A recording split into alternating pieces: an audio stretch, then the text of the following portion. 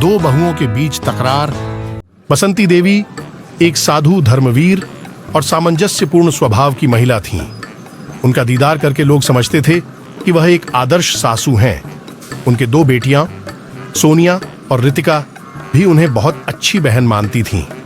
बसंती देवी की कहानी वहीं से शुरू होती है, जहां एक नए मोद्दा से उनका परिवार उन्हें लेकर जा रहा था।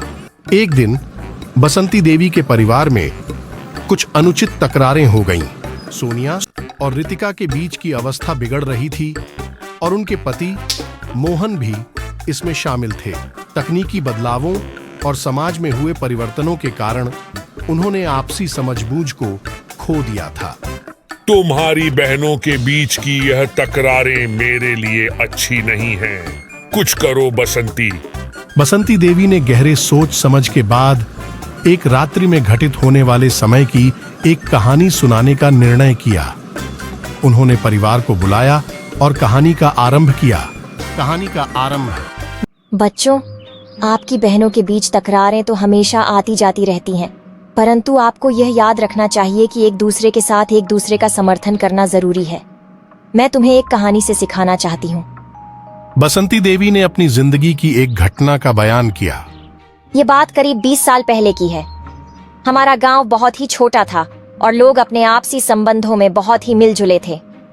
मेरे घर में भी आपसी समझबूझ की बातें होती रहती थीं। लेकिन एक दिन हुआ ऐसा कुछ जो हमारे परिवार को हिलाकर रख दिया।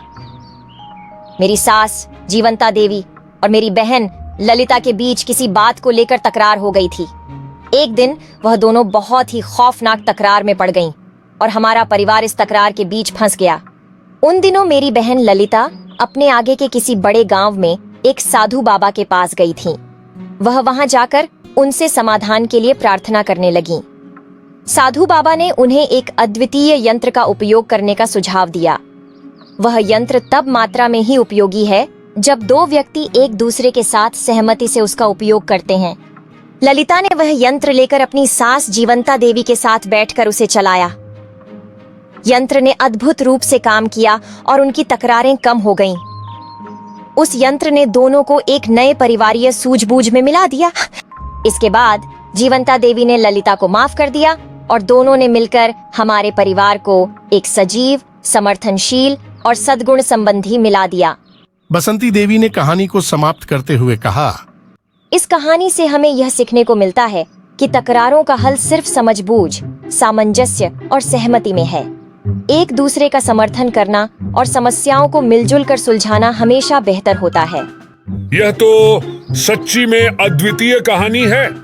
मैं समझा हूँ कि हमें भी अब एक दूसरे के समर्थन में मिलकर समस्याओं का हल निकालना चाहिए।